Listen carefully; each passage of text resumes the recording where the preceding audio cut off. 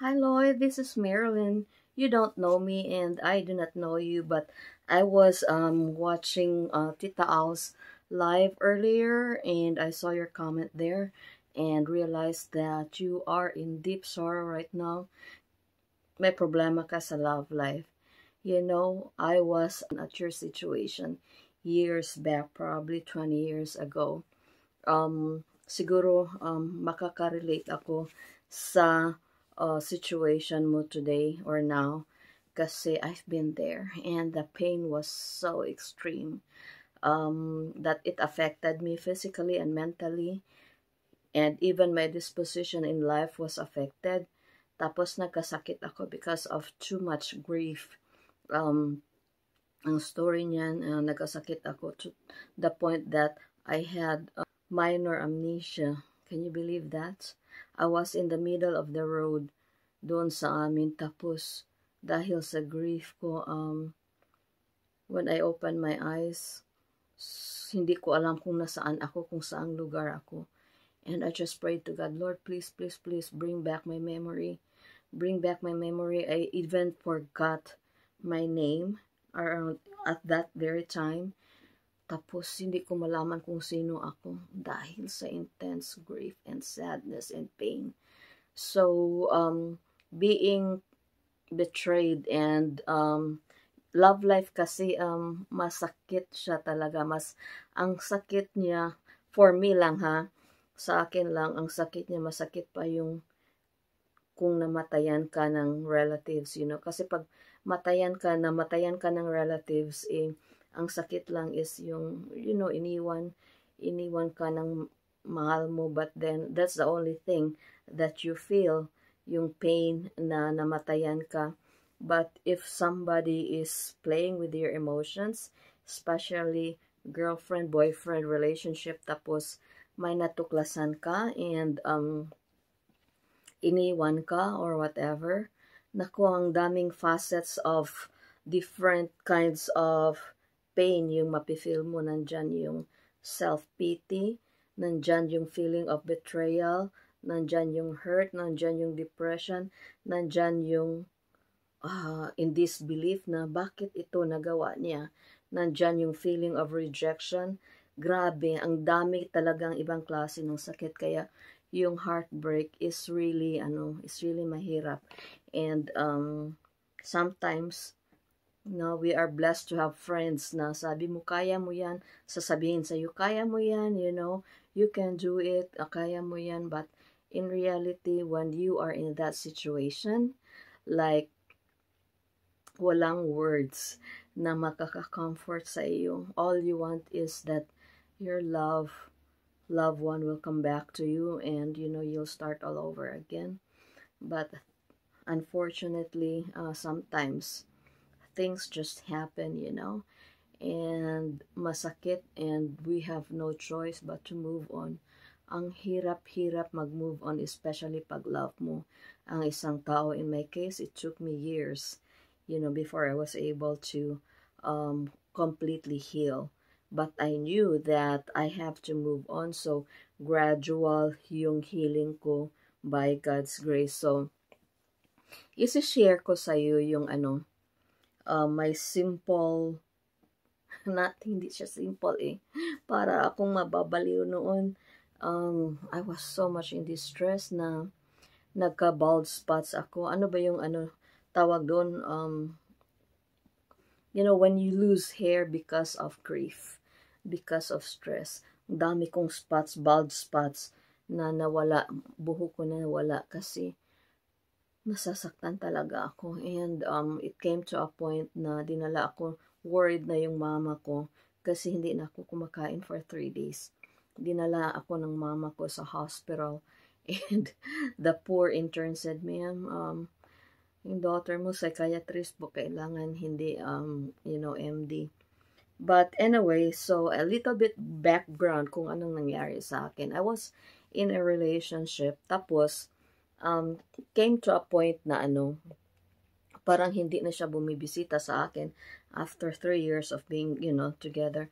At first, di ba, they put their first foot forward, pala ititreat ka na ikaw lang, Tapos, they would, he treated me like I was a princess. So, and I had a family problem at that time. So, kung yung emotion ko was really dependent on him.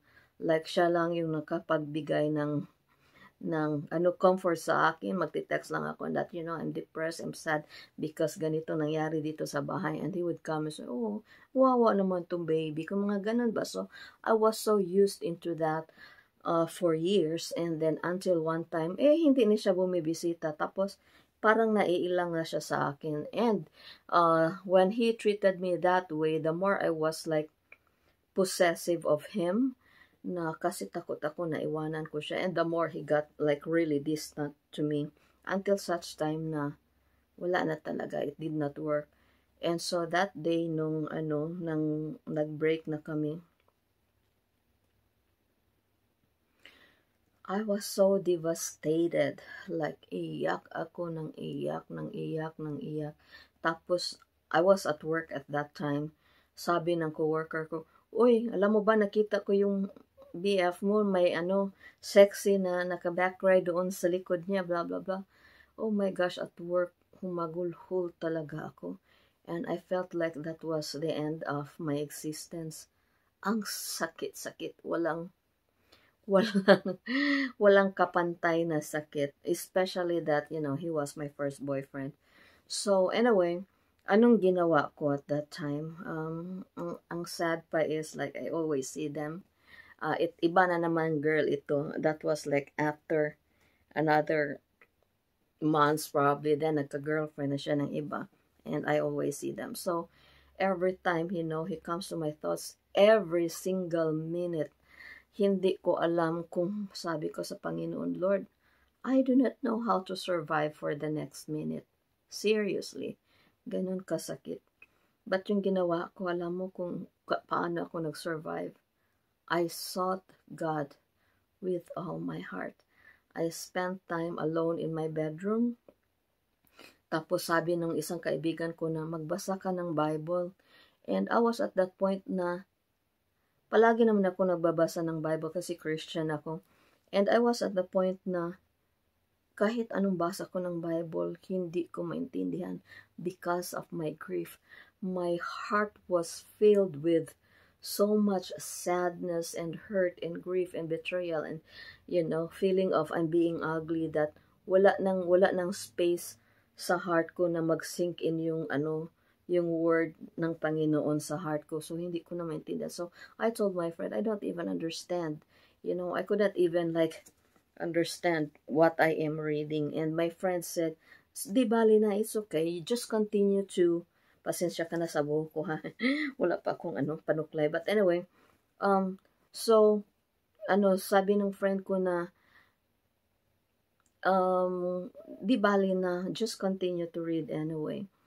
And so yun, 3 days, wala akong kain, iyak lang ako ng iyak, ayoko. And then, when I wake up, makatulog lang ako sa kaiiyak. And then when I wake up, I would call my mama, Ma, where are you? I'm in pain. Ang sakit-sakit talaga. And para na talaga doon sa sa family namin, na na ako, no, para nang nababaliw si Marilyn dahil sa lalaki lang, blah, blah, blah, blah, blah. But, that's what happens if yung happiness mo ay ididepende mo sa ibang tao. Pag mawala yung ibang tao, you will be lost. But anyway, so what I did was, I sought the Lord that first night. Iyak ako ng iyak. Tapos I went to my bed and then I just cried. And I lift up my hands. I said, Lord, surrender ako. Like, hindi kita ma-feel, Lord God. I am so much in pain. Like, I seriously don't even know how to survive the next minute. Seriously, ganon kasakit. So, raise yung hand ko, tapos sa sahig, like, nakadapa lang ako. Like, this is beyond my strength, Lord God, na nasakit. It's my first time to have this kind of pain, And then, so, balik na naman ako sa bed ko. And then, after that, nakaupo lang ako. Tapos, iyak lang ako ng iyak, ng iyak, ng iyak, ng iyak. Tapos, sabi ko, parang mamamatay ata ako. The pain alone, para kang mamamatay talaga. And then, so I just cried and sobbed. And then, suddenly, feel ko na parang binuhusan ako ng malamig na tubig. But that water that was poured on me, it looked white. Napifeel ko siya na white siya, para siyang milk or para siyang white paint na pag ibubuhos, like yung white parang like, pagdating dito, wala na akong headache. It's like, teka muna, I feel white, yung ganun. And then when it reached to my heart, nako Lord, believe it or not, I felt like nawala yung pain ko, nawala yung feeling of rejection ko, nawala yung feeling of abandonment, and I just felt so light and so much at peace until yung white water like na pumunta na sa sa tiyan ko and lumagpas na sa heart ko, and then around that time I felt at peace. Tapos sabi ko, until I fully, felt the water wash away my fears, and parang feeling ko na it was the Lord cleansing me of everything that I felt, tapos that I have done. Tapos sabi ko, now I feel good now. It's like, iniwan niya ako, so what? If if I would feel this peaceful, then I'm okay. Like, bahala siya, maghanap siya ng ibang tao. Tapos around that time, God spoke to me. I believe in miracles, and God spoke to me. Hindi na, oy Marilyn, hindi ganon. He impressed in me, sabi niya. Nakaano pa rin ako, nakakry pa rin ako, but Lord, thank you. I felt so good now. I felt at peace. Tapos sabi ng Panginoon, I heard it. I heard it in my spirit. Not na, but I heard it in my spirit. Sabi ng Panginoon na, Marilyn, I love you. But you are, and I have plans. I love you and I love him, and I have plans for him, but you are holding him so tight that he could not do the plans I wanted him, my plans that I wanted him to do. So let go. Let go. Kasi may plano ako sa kanya. So yun, sabi ko, let go. Okay. Tapos, around that time, nagiging possessive na ako sa kanya. So, hindi na pwedeng ganito, hindi na pwedeng ganyan, hindi na pwedeng kasama mo yung sino, So, yun yung sabi, and God is my witness, the Lord impressed on me, let go, it's okay, because I have plans for him, and if you keep on holding on him, he could not be the person that I want him to be. So, yun, and sabi ko, okay Lord, I'm letting him go, but please be with me all the way. Kasi so yun, I felt at peace and I fell asleep. Deep rested sleep. Until 4 o'clock or 5 o'clock in the morning. Tapos pagka alas 5 na, gumising na ako. I was like, I feel so good, thank you. And then, the memory started to creep in again. Wala na siya. Iniwan niya ako. So, yun, iyak na naman. Bumalik na naman yung pain ko and everything. Yung feeling ko na ugly ako. Yung feeling ko na na-abandoned ako. Iniwan ako. Sabi ko, bakit naman niya ako iniwan, Lord? Like, please bring him back to me. I can't live another minute without him. Kasi yung happiness ko naka-attach sa kanya eh. So Lord, just please bring him back to me. Tapos, the same thing na nangyari, yung white water that washes over me, cleansing me. Tapos, I heard God's voice again. And God's voice said, Marilyn, I love you and I have other plans for you. Sabi niya ganun. And better, big plans for you. Sabi ko, okay, now I felt good again, diba? Kasi yung water na nag-cleanse sa akin. So, yun. And I wish it stayed that long every day. It stayed that way every day. It was, it only happened twice. Tapos after that, wala na. The pain came back and everything came back. And so, but, alam mo yung binigay na word sa akin ni Lord, I opened my Bible because my friend said na, just read your Bible. And I said, hindi ko matandaan, hindi ko maintindihan. Okay, so around that time, sana nagstay lang yung feeling na, I was in nirvana, like, I was in total peace. But no, unfortunately, all those bad feelings came back every single minute of every single day. So the Lord allowed it to happen, probably, yung mga bad emotions ko, para the more I would seek out to Him. And this is what the Lord has told me. I mean, pag open ko ng Bible, ito po yung ito Lord, yung nabasa ko. But now this is what the Lord says. I took it, this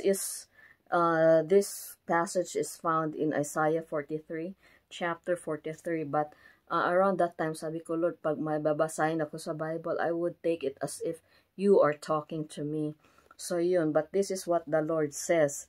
He who created you, Jacob dito, but I felt like he was talking to me. So, Marilyn, He who formed you, fear not, huwag kang matakot, for I have redeemed you. I have summoned you by name. You are mine. Sabi niya, and it was really very it really gave me very comforting na the God of the universe is calling me, telling me that I am His. So when you pass through the waters, I will be with you. Yun yung very words na binigay sa akin ng Panginoon, because I sought Him with all my heart. Walang tao na makakapag-comfort sa akin ni mama ko. Around that time, I just prayed, the Lord, please bring him back to me. Parang mamamatay ako pag mawala siya, Lord. Please, please, please. Or otherwise, kunin mo na lang ako, Lord. But then, that person did not come back. He's now happily enjoying his life with someone else. So, ito ako, nagsusuffer. Like, he treated me like a queen before. Bakit ngayon hindi na siya tumitingin sa akin, something like that. So it was really, really, really painful. And yung mga friends ko, Marilyn, I'm sorry, blah, blah, blah, pero walang makaka-comfort sa akin. Wala talagang makaka-comfort sa pain, na remove sa pain na napi-feel ko at that time. But this was how the Lord reached out to me after that very nice I would say miracle. Kaya ngayon sabihin ng ibang tao na walang Panginoon, hindi ako naniwala sa Panginoon, like, yeah, you're wrong, because I have experienced His loving kindness to me. I have experienced miracle because I sought Him. So let me continue reading. What really touched me was when the Bible said, when I read this one, I have summoned you by name, you are mine. When you pass through the waters, I will be with you. And when you pass through the rivers, they will not sweep over you. So kahit na anong current ng bagyo or ng river sa buhay natin, hindi tayo madala, hindi tayo maanod, because God is with us. He is our strong anchor. And then when you walk through the fire, you will not be burned. The flames will not set you ablaze. For I am the Lord your God, the Holy One of Israel, and I am your Savior. Tapos ito pa, lead out those who have eyes but are blind, who have ears but are deaf. All the nations gather together, and the peoples assemble. You are my witness, declares the Lord, and my servant whom I have chosen, so that you may know and believe me, and understand that I am He. So yun, around that time, napifeel ko na okay, so God will not let me suffer through this, na yes, may agos sa buhay, pero He is my anchor. He will see me through. He will not let me burn kahit na masakit. And so, and then, it says here, you will lead nations. And I was in the Philippines around that time. Wala pa akong kaalam-alam na mapunta ako dito sa Amerika. Tapos, sabi ko, I will lead nations. What does that mean? Hindi ko talaga alam. But anyway, that promise was fulfilled probably around 7 years after. Imagine that. 7 years after na iniiyak ko, na-fulfill siya. I landed here in the US. And then, I was able to work at a hospital. And doon ko na-realize na, hala, ito pala yung promise ng Panginoon ko sa Isaiah 43. Na na I will lead nations, they will listen to me, parang ganun. Because I was working at the emergency department. And then, may mga pasyente ako sa, hindi ako nurse ha. But, you know, I was in patient access management. Anyway, so pumupunta ako sa mga pasyente, I get their demographics, I get their insurances, I get their money for payment. Tapos, nagko-converse ako sa mga pasyente. And, oh gosh, like mga Amerikano, mga Negro, mga kahit ano. And I was able to, may mga missionaries, may mga atheists, isi-share ko sa iyo. Isang instance, Amerikano, pagbasa ko doon sa ano niya, sa profile niya, cause of hospitalization is suicidal attempt. So, oh God, here it comes. So, yun, pinuntahan ko siya. Tapos sinabi ko, hello, my name is blah, blah, blah, blah.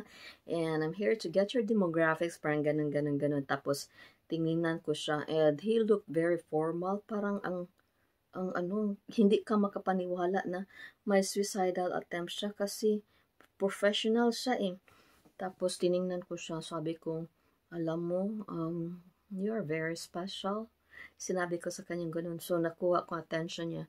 Sabi ko, at saka, you know, God saw you when He formed you in your mother's womb. Sabi ganun, kita niya when you first blink your eyes. Kita niya when you first kick inside your mother's stomach. And then He took delight on you. And He has great, great, great plans for you. He loves you very much. And, you know, if you will just seek Him, He will guide you. Parang ganun ba? Tapos, so, yun lang. Rina-assure ko lang siya na God loves you. And then, tapos, you know what? After nung nag-usap kami, sabi niya, tiningnan ko siya, sabi niya, thank you so much, Marilyn. I feel at peace now. I feel light in my spirit. And I think that it is not by accident that I came here to the emergency tonight.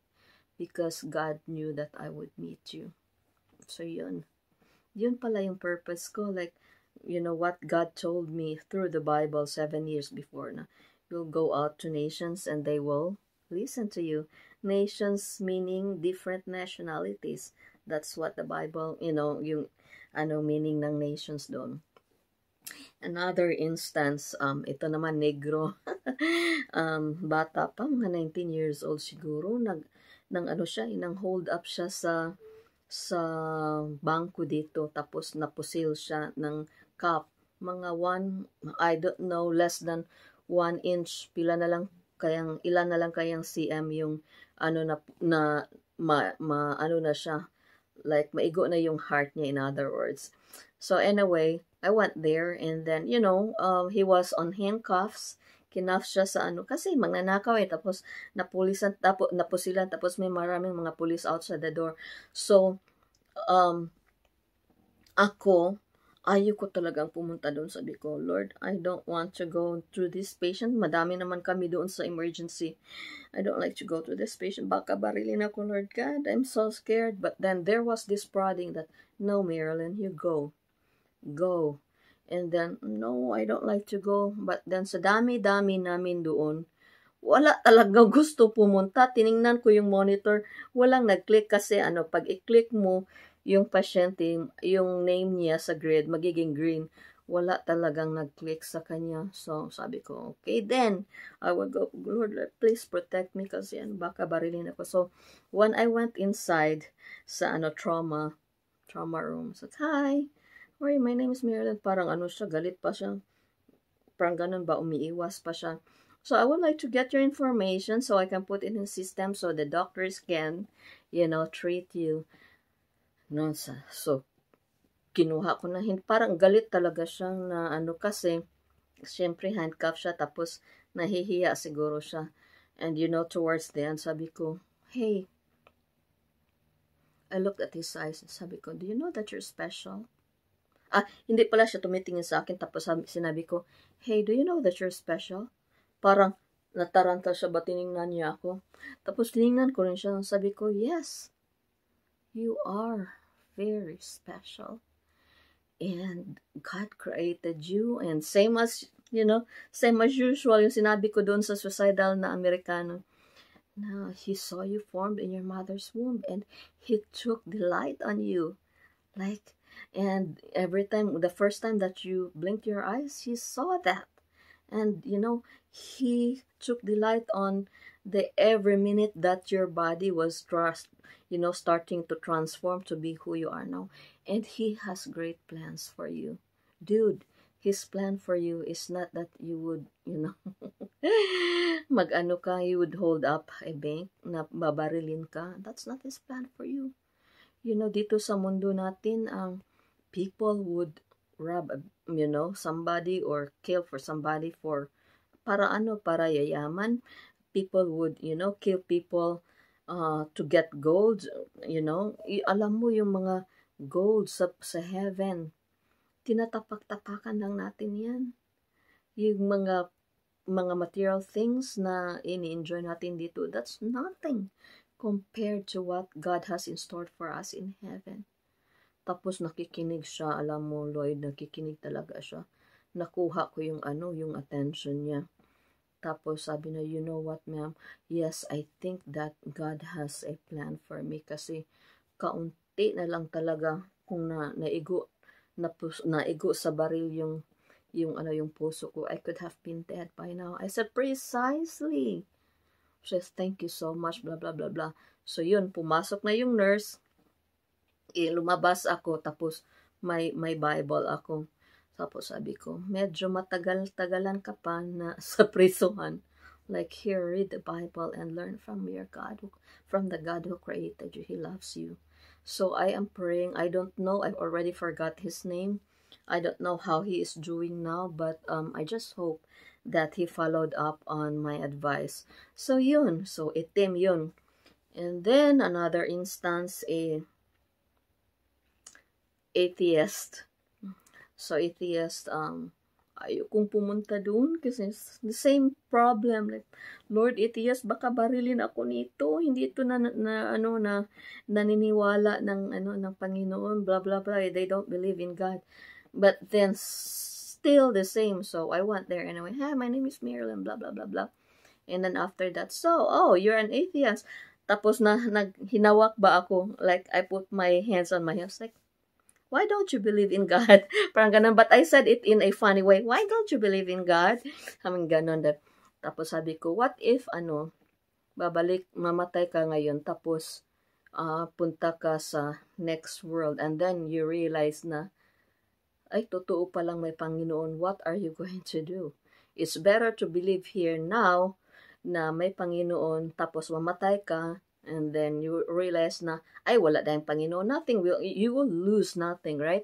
Pero kung hindi ka nag-believe sa Panginoon, tapos mamatay ka, may Panginoon pala, then you will lose your life to eternal hell. Sabi kong ganun. But anyway, yun. Tapos nagpasalamat siya, tapos, stuff like that, and then, kahit na atheist siya, every time pupunta siya sa hospital, she would call up the nurses, hey nurse, where's Marilyn? I want to see my Marilyn. Yung ganun kasi friends na kaming dalawa. So ganun. So ito yung realization ko na, hala, yan pala yung sinabi ng Bible ko 7 years ago. na may purpose pala yung buhay ko. And let me read to you again. Sabi dito, you are my witness, declares the Lord, and my servant whom I have chosen, so that you may know that and believe me, understand who I am, that I am He. Tapos, all the nations gather together, and the peoples assemble. Lead out those who have eyes that but are blind, and those who have ears but are deaf. So yun yung promise ng Panginoon when I was hurting so bad. But I clinged up on Him. I clinged up to Him. So, and then one night, nag-dream ako. Wala pa talaga akong kaalam-alam na makapunta ako sa Amerika. May dream ako, tapos, naka-experience ka ba na mag-dream ka, tapos when you wake up, nag-resonate yung message. Nag-resonate yung message. Pag wake up ko, I dreamt na nasa under ako sa isang kahoy na, they call it here, willow tree. Yung pabaligtad, imbis na yung mga dahon pataas, yung pabaligtad pababa yung mga dahon, tapos nasa under ako. Tapos, when I woke up, it's like, I was living in Minnesota. Tapos, sabi ko, Minnesota. When I woke up, like, Minnesota. And so, I told my friend na yung friend ko na galing dito sa Amerika, parang sabi ko, uy, Ging, alam mo, naginip ako na makapunta ako sa Minnesota. Parang, tapos tiningnan niya ako, like, yeah, right, it's very difficult na, for a Filipino to come here to the U.S., to go to the U.S., parang ganun, parang hindi siya naniniwala, in other words. And, true enough, years and years and years after, pumunta ako dito sa Amerika. But, nasa Ohio ako. So, sabi ko sa friend ko na Amerikana na, ay, hindi pala totoo yung dream ko. Akala ko Minnesota ako like, I will settle in Minnesota, in other words. Tapos, sabi niya, but, yung land of entry ko was Portland at first, and then my husband said, no, you move nearer, say Minneapolis. So, transfer ko yung yung port of entry ko to Minneapolis. At wait a minute, where is Minneapolis? Minneapolis is in Minnesota, guys. So, para akong sabi niya, wait a minute, sabi niya, Minneapolis is in Minnesota. Oh, your dream came true still. It's like, oh my gosh, I was like taken aback. Sabi ko, oo nga. So, when you search the Lord with all your heart, He talks to you through His Word and through the Bible, and through dreams also. So, Lord, hang in there, because may plano ang Panginoon sa iyo. Seek Him with all your heart. Tapos, another thing na ginawa ko para because the pain was like, I had to struggle and to deal with the pain for 4 years, I guess. And then I had a boyfriend, tapos another 5 years. So, 9 years yung pain ko before I was able to come here, and God's promises to me through His Word became, a reality. So, sometimes i-allow ng Panginoon yung pain. Pero at first, the very first day naka-experience ako ng total bliss. But it did not last. It happened like, the pain came back and again, every minute of the day for 4 years. Tapos, before ako nagka-boyfriend, another 5 years before na natupad yung prophecy ng Lord sa akin. So, there's a God who cares. And He has a plan for your life. So, what did I do during those years na raw pa yung wound ko sa heart ko, yung pain ko? Number one, yes, I sought the Lord and I just talked to Him, even if para akong baliw na walang nakikinig, but I just locked myself in my room and just like, I don't know if you hear me, but ito ako, I'm so much hurting right now. And the Lord hears, believe me. And then I spent time reading the Bible. So, one of the Bible verses that I read was in Psalm, Psalm 138 verse 6 to, ano,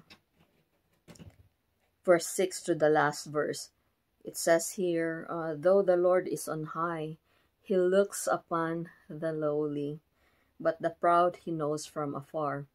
Though I walk in the midst of trouble, you preserve my life, sabi ng Panginoon. And then, with your right hand, you save me. The Lord will fulfill his purpose for me. Yan. And with love, O Lord, purpose for me, your love, O Lord, endures forever. Tapos sa Psalm 139 verse 23, it says, search me, O God, and know my heart. Test me and know my anxious thoughts. See if there is any offensive way in me, and lead me in a way everlasting, in the way everlasting. So yun, the Lord knows every single millimeter, inch, or inch of our heart that is full of grief. Nakita niya yung grief. Siya lang yung nakakaintindi kasi siya ang gumawa sa atin. So if you feel alone, I know probably right now you are in the midst of like really a very deep, para kang nasa pit na wala kang makitang araw. Like you're in a cave and then you're in prison, wala kang makitang araw. Hang in there. Cling to the Lord and read Psalms.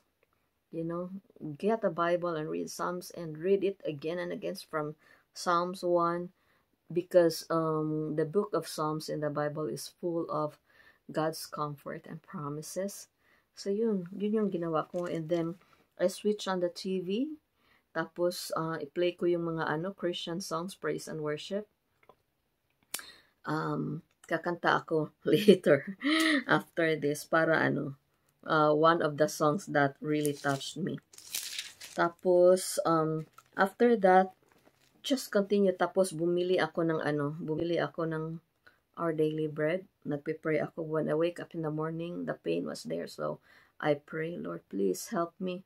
Tulungan mo po ako, Panginoon, to endure this day, because honestly, I don't know how to survive. That 4 years of intense purging in my spirit was not a joke. It was so painful. And then after that, I read the Bible first, like, Psalm 1, i-read ko siya again and again until it sinks. And then after that, I switch on the TV, tapos kakanta ako ng mga Christian music, like na mga hill songs, mga ganon. And then after that, pray na naman ako, salamat Lord, because you comfort me through through the wonderful songs that I sang. Tapos bumili ako ng Our Daily Bread. I think you can purchase that online. Tapos may date doon. Tapos sabi ko, tingnan ko kung ano yung word ng Panginoon sa akin today. And I did that. And then after that, I prayed again and prayed again, Lord, please. And so yun, I saturate my soul every time I wake up in the morning with God's presence, with God's word in my heart.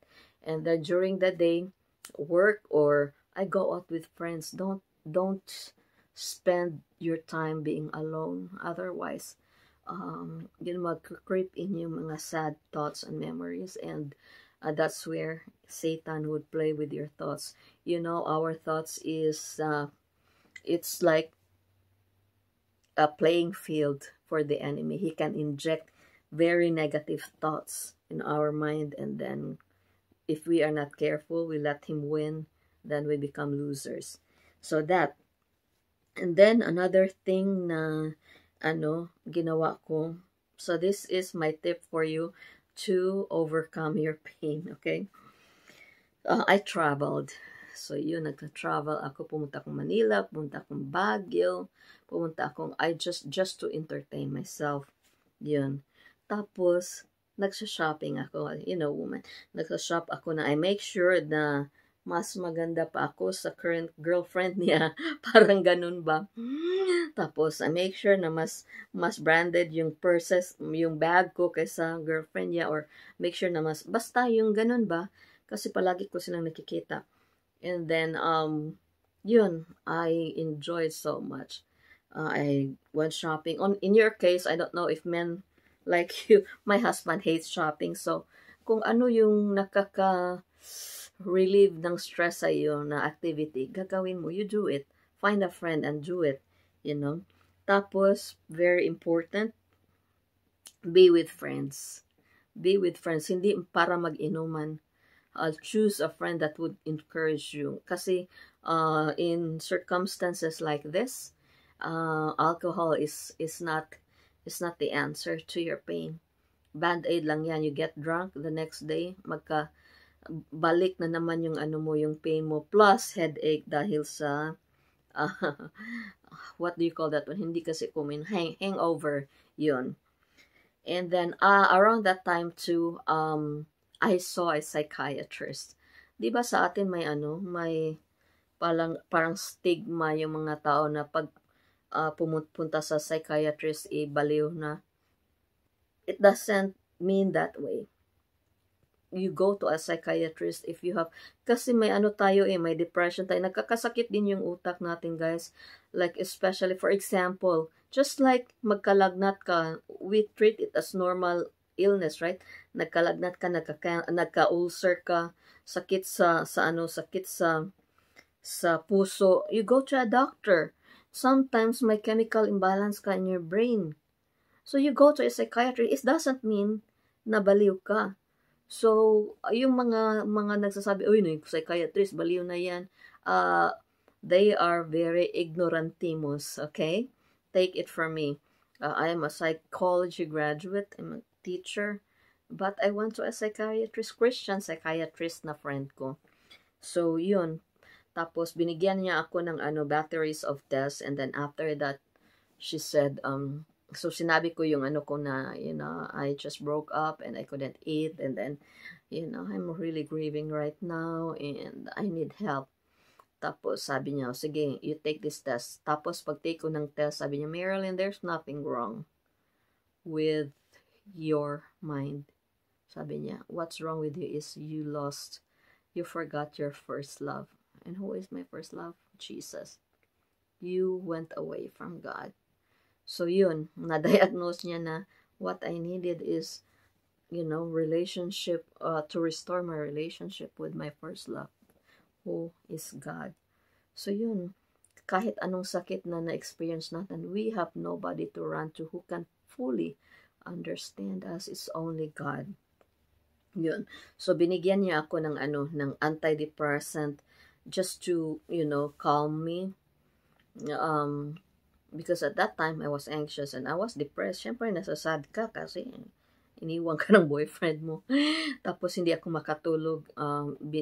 Binigyan din niya ako ng pampatulog. And then, so yun yung mga ginagawa ko. And then, another thing is, pag free ako during the day, hindi lang ako nagmumukmuk, I busy myself. Number one is, I go to the TV and listen to preachers. But anyway, listen to preachers like Joel Osteen. At that time, he was really instrumental to me. Palagi siyang may mga positive words. Although now that I'm past the hurt, hindi na ako nagstick kay Joel Osteen. Pumupunta na ako sa mga ibang preachers na mas deeper yung mga preaching nila. But at that time, his preaching really helped me. And then, I sing praise and worship on TV. Most importantly talaga is spend time with the Lord. Just spend time with the Lord. Okay, before mamatay itong itong cellphone ko kasi low bat na, I'm going to sing you a song, and this was the very song that really spoke to my heart, because that was the condition of my heart before, when I was hurting. This is about, yung sometimes feeling natin na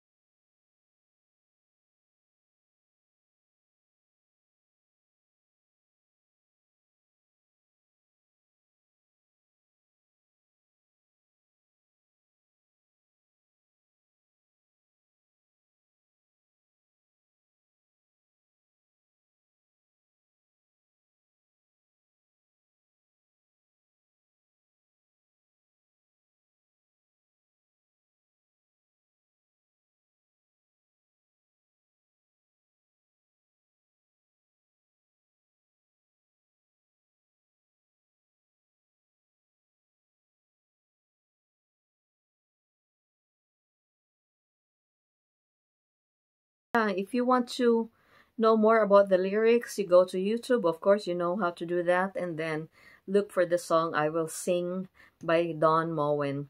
And let me pray really quick for you, Lloyd. And please know that I will be praying for you until, you will fully recover and get out from this situation. Father God, I pray for Lloyd right now, Lord, in Jesus' name, Father God. He is hurting so much. He doesn't know what to do, Lord God, on how to uh, alleviate the pain, Father God. And Lord, if there is one person who knows the deepest, the most intimate part of his feeling right now, I know it's you, Father God, because you are the one who created him. Father, I pray that right now you would send your angels and you would comfort him with your love, Lord. Please let him know that you are near.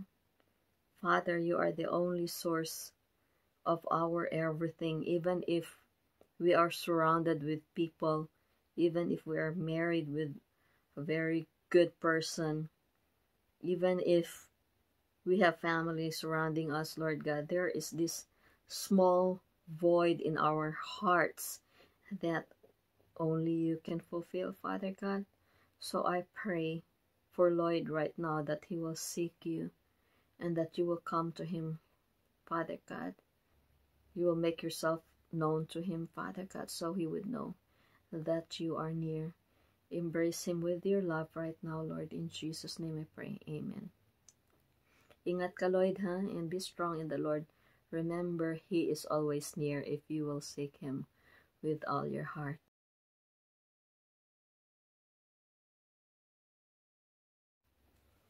Hi, Lloyd. This is Marilyn. You don't know me and I do not know you, but I was watching Tita Au's live earlier and I saw your comment there and realized that you are in deep sorrow right now. May problema ka sa love life. You know, I was at your situation years back, probably 20 years ago. Siguro makaka-relate ako sa situation mo today or now kasi I've been there and the pain was so extreme that it affected me physically and mentally, and even my disposition in life was affected. Tapos nagkasakit ako because of too much grief. Ang story niyan, nagkasakit ako to the point that I had so let me continue reading. What really touched me was when the Bible said, when I read this one, I have summoned you by name, you are mine. When you pass through the waters, I will be with you. And when you pass through the rivers, they will not sweep over you. So kahit na anong current ng bagyo or ng river sa buhay natin, hindi tayo madala, hindi tayo maanod. Because God is with us. He is our strong anchor. And then when you walk through the fire, you will not be burned. The flames will not set you ablaze. For I am the Lord your God, the Holy One of Israel, and I am your Savior. Tapos ito pa, lead out those who have eyes but are blind, who have ears but are deaf. All the nations gather together, and the peoples assemble. You are my witness, declares the Lord, and my servant whom I have chosen, so that you may know and believe me, and understand that I am He.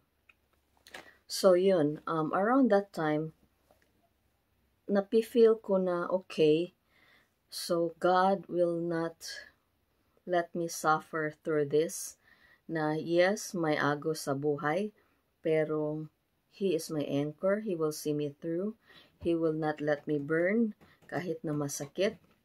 And so, and then, it says here, you will lead nations. And I was in the Philippines around that time. Wala pa akong kaalam-alam na mapunta ako dito sa Amerika. Tapos, sabi ko, I will lead nations. what does that mean? Hindi ko talaga alam. But anyway, that promise was fulfilled probably around 7 years after. Imagine that. 7 years after na iniiyak ko, na-fulfill siya. I landed here in the US, and then I was able to work at a hospital. And doon ko na-realize na, hala, ito pala yung promise ng Panginoon ko sa Isaiah 43, na I will lead nations, they will listen to me, parang ganun. Because I was working at the emergency department, and then may mga pasyente ako sa, hindi ako nurse ha, but,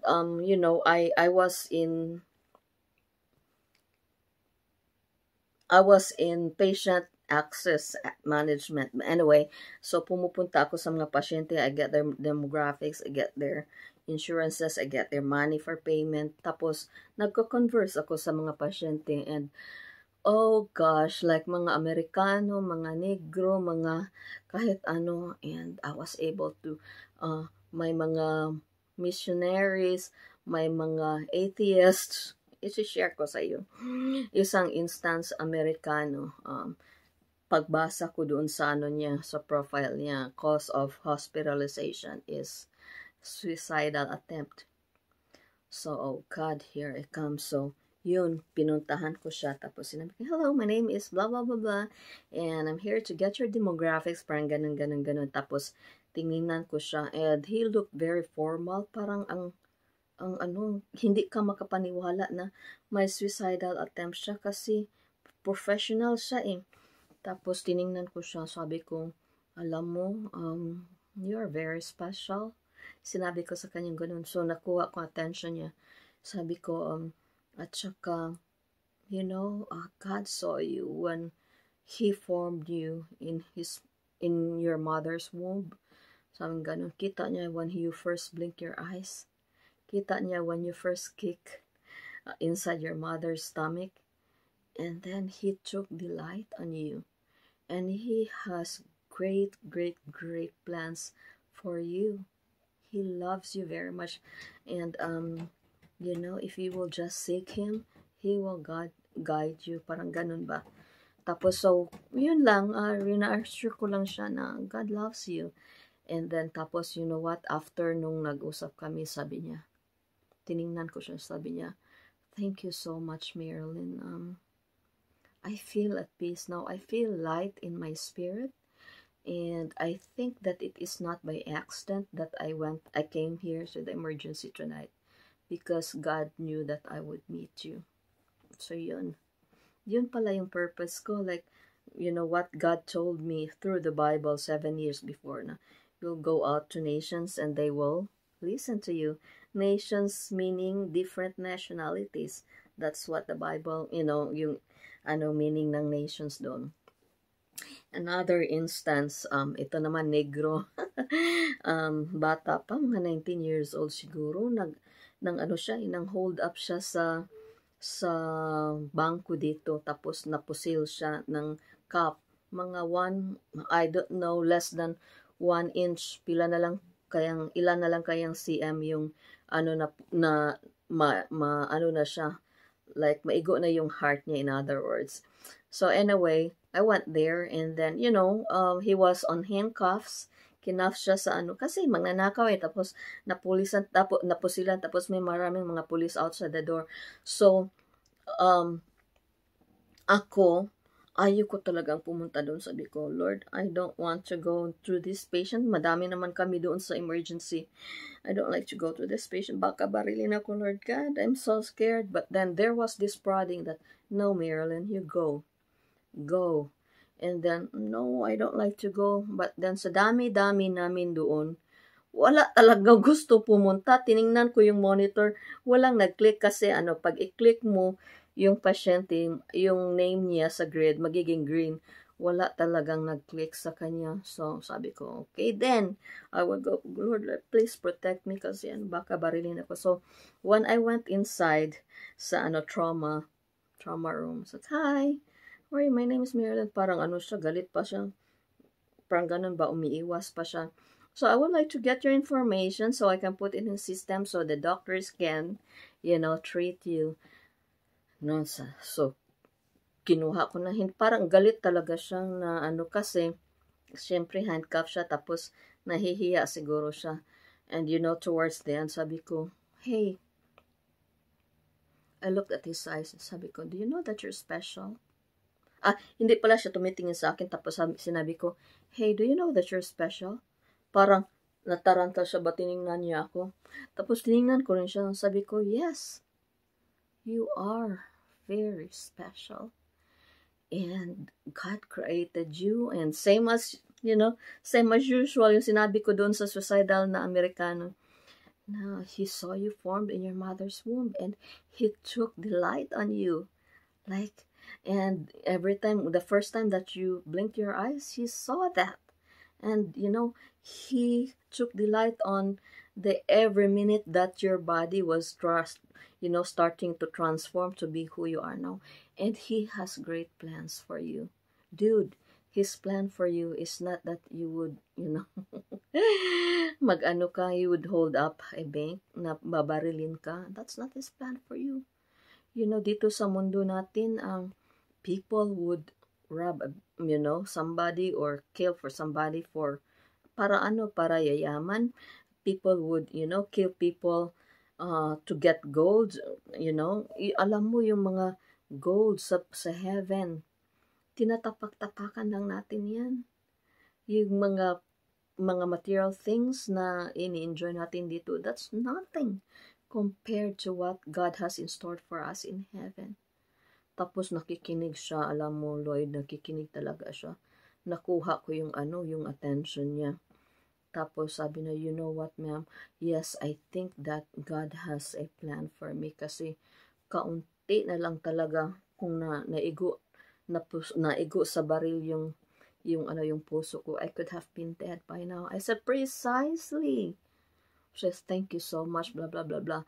So yun, pumasok na yung nurse, lumabas ako, tapos may Bible ako. Tapos sabi ko, medyo matagal-tagalan ka pa na sa prisuhan. Like, here, read the Bible and learn from your God, from the God who created you. He loves you. So I am praying. I don't know. I've already forgot his name. I don't know how he is doing now, but I just hope that he followed up on my advice. So yun. So itim yun.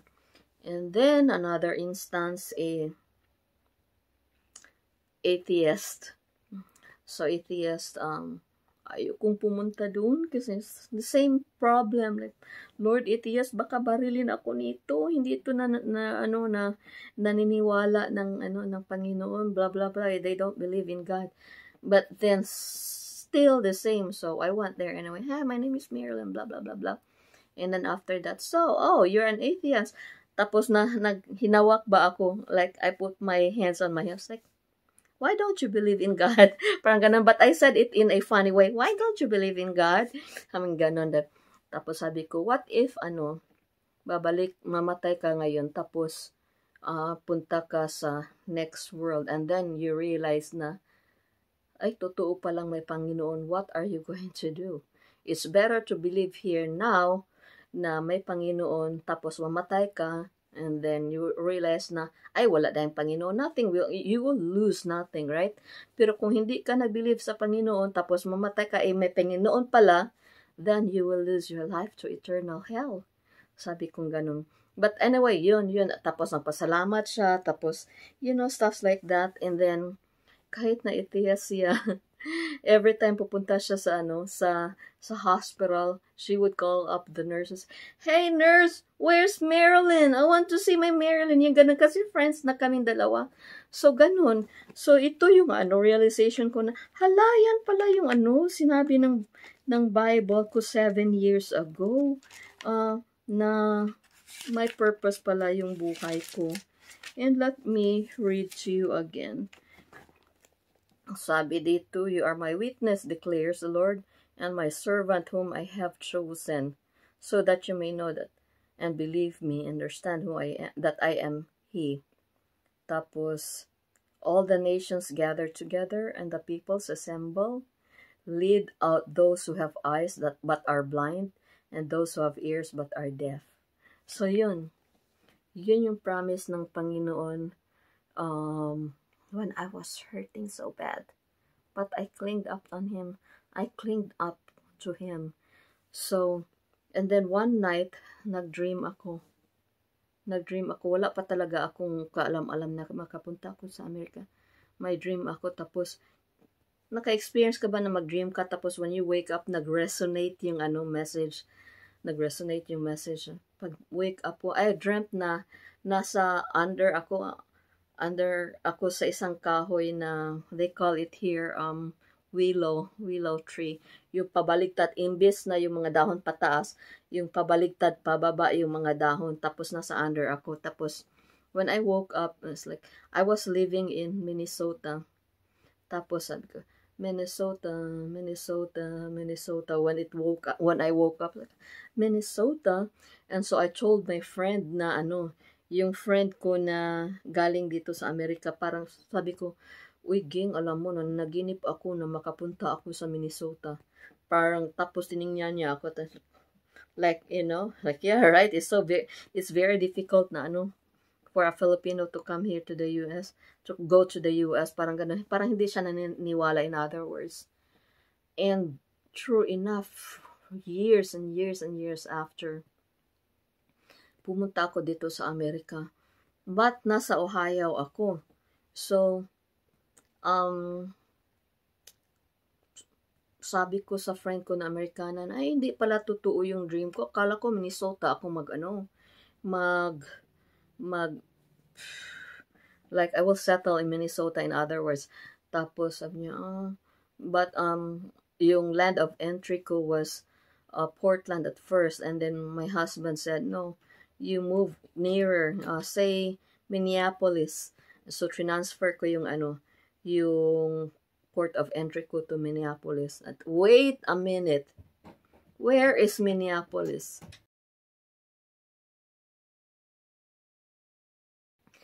So, para akong sabi niya, wait a minute. Sabi niya, oh, your dream came true still. It's like, oh my gosh, I was like taken aback. Sabi ko, oo nga. So, when you search the Lord with all your heart, He talks to you through His Word and through the Bible, and through dreams also. So, Lord, hang in there because may plano ang Panginoon sa iyo. Seek Him with all your heart. Tapos, another thing na ginawa ko para because the pain was like I had to struggle and to deal with the pain for 4 years, I guess. And then I had a boyfriend, tapos another 5 years. So 9 years yung pain ko before I was able to come here, and God's promises to me through His Word became, a reality. So sometimes i-allow ng Panginoon yung pain. Pero at first, the very first day naka-experience ako ng total bliss. But it did not last. It happened like, the pain came back and again, every minute of the day for 4 years. Tapos, before ako nagka-boyfriend, another 5 years before na natupad yung prophecy ng Lord sa akin. So, there's a God who cares. And He has a plan for your life. So, what did I do during those years na raw pa yung wound ko sa heart ko, yung pain ko? Number one, yes, I sought the Lord and I just talked to Him, even if para akong baliw na walang nakikinig, but I just locked myself in my room and just like, I don't know if you hear me, but ito ako, I'm so much hurting right now. And the Lord hears, believe me. And then I spent time reading the Bible. So, one of the Bible verses that I read was in Psalm 138, verse 6 to, verse 6 to the last verse. It says here, though the Lord is on high, He looks upon the lowly, but the proud He knows from afar. Though I walk in the midst of trouble, You preserve my life, sabi ng Panginoon. And then, With your right hand you save me. The Lord will fulfill His purpose for me. Yan. And with love, O Lord, purpose for me, your love, O Lord, endures forever. Tapos sa Psalm 139 verse 23, it says, Search me, O God, and know my heart. Test me and know my anxious thoughts. See if there is any offensive way in me, and lead me in a way everlasting, in the way everlasting. So yun, the Lord knows every single millimeter, inch, or inch of our heart that is full of grief. Nakita niya yung grief. Siya lang yung nakakaintindi kasi siya ang gumawa sa atin. So if you feel alone, I know probably right now you are in the midst of like really a very deep, para kang nasa pit na wala kang makitang araw. You know, like you're in a cave and then you're in prison, wala kang makitang araw. Hang in there. Cling to the Lord and read Psalms. You know, get a Bible and read Psalms and read it again and again from Psalms 1, because the book of Psalms in the Bible is full of God's comfort and promises. So yun yung ginawa ko. And then I switch on the TV. Tapos i-play ko yung mga Christian songs, praise and worship. Kakanta ako later after this para one of the songs that really touched me. Tapos after that, just continue. Tapos bumili ako ng Our Daily Bread. Nagpe-pray ako when I wake up in the morning. The pain was there, so I pray, Lord, please help me. Tulungan mo po ako, Panginoon, to endure this day, because honestly, I don't know how to survive. That 4 years of intense purging in my spirit was not a joke. It was so painful. And then after that, I read the Bible first, like, Psalm. So Psalm 1, i-read ko siya again and again until it sinks. And then after that, I switch on the TV, tapos kakanta ako ng mga Christian music, like na mga hill songs, mga ganon. And then after that, pray na naman ako, salamat Lord, because you comfort me through through the wonderful songs that I sang. Tapos bumili ako ng Our Daily Bread. I think you can purchase that online. Tapos may date doon. Tapos sabi ko, tingnan ko kung ano yung word ng Panginoon sa akin today. And I did that. And then after that, I prayed again and prayed again, Lord, please. And so yun, I saturate my soul every time I wake up in the morning with God's presence, with God's word in the heart. And then during the day, work or I go out with friends, don't spend your time being alone. Otherwise, mag-creep in yung mga sad thoughts and memories, and that's where Satan would play with your thoughts. Our thoughts is it's like a playing field for the enemy. He can inject very negative thoughts in our mind, and then if we are not careful, we let him win, then we become losers. So that. And then another thing na ginawa ko. So this is my tip for you to overcome your pain, okay? I traveled. So yun, nagka-travel ako. Pumunta akong Manila, pumunta akong Baguio, pumunta akong, just to entertain myself.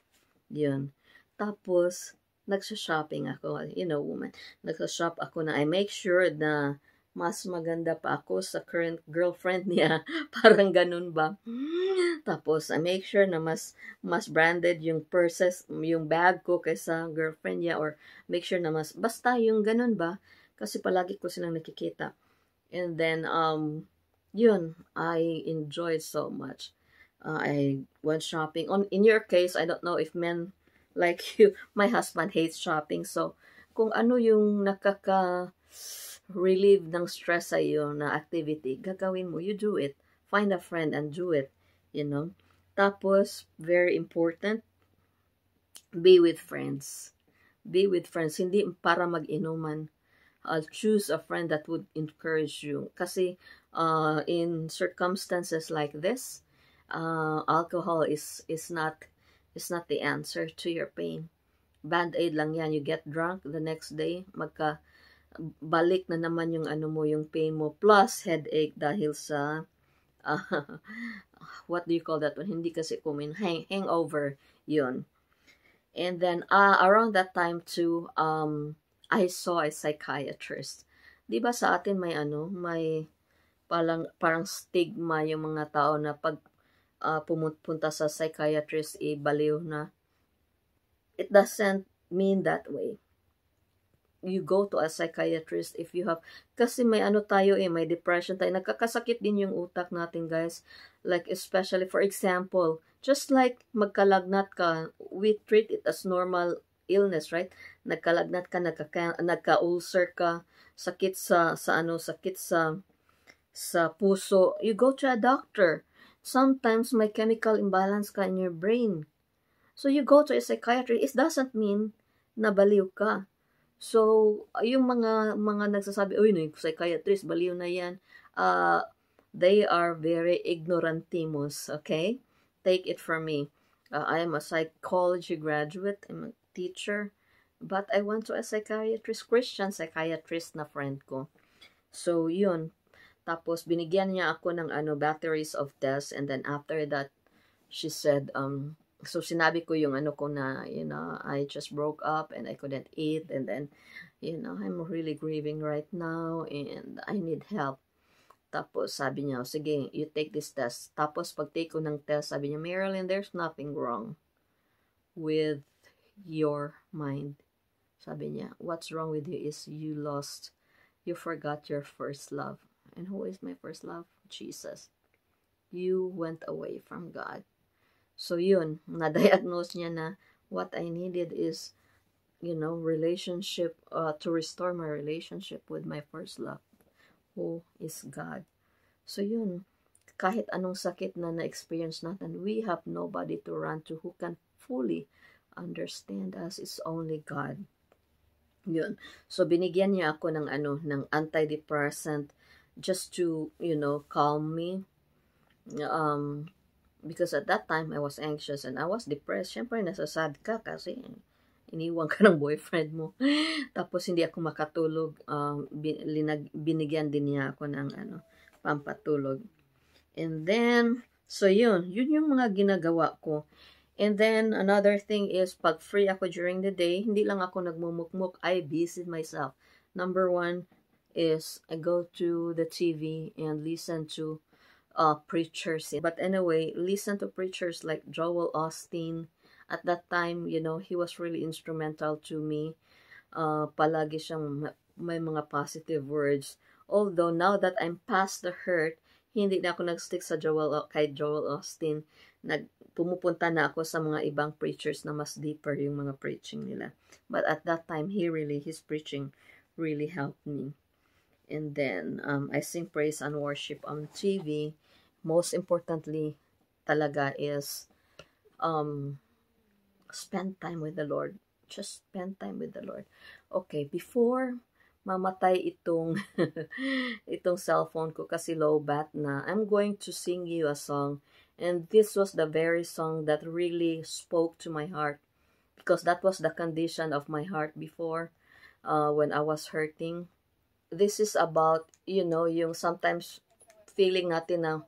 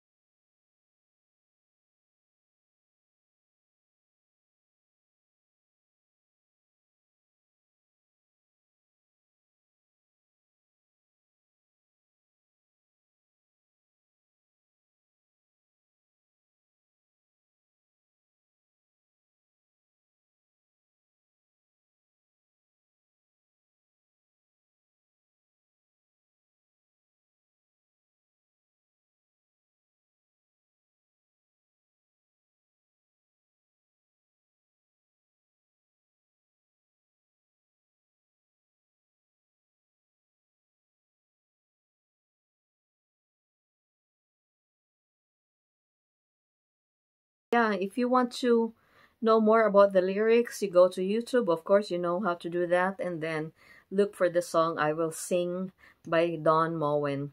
And let me pray really quick for you, Lloyd. And please know that I will be praying for you until, you will fully recover and get out from this situation. Father God, I pray for Lloyd right now, Lord, in Jesus' name, Father God. He is hurting so much. He doesn't know what to do, Lord God, on how to uh, alleviate the pain, Father God. And Lord, if there is one person who knows the deepest, the most intimate part of his feeling right now, I know it's you, Father God, because you are the one who created him. Father, I pray that right now you would send your angels and you would comfort him with your love, Lord. Please let him know that you are near. Father, you are the only source of our everything, even if we are surrounded with people, even if we are married with a very good person, even if we have family surrounding us, Lord God, there is this small void in our hearts that only you can fulfill, Father God. So I pray for Lloyd right now that he will seek you and that you will come to him, Father God. You will make yourself known to him, Father God, so he would know that you are near. Embrace him with your love right now, Lord. In Jesus' name I pray. Amen. Ingat ka, Lloyd, ha? And be strong in the Lord. Remember, He is always near if you will seek Him with all your heart.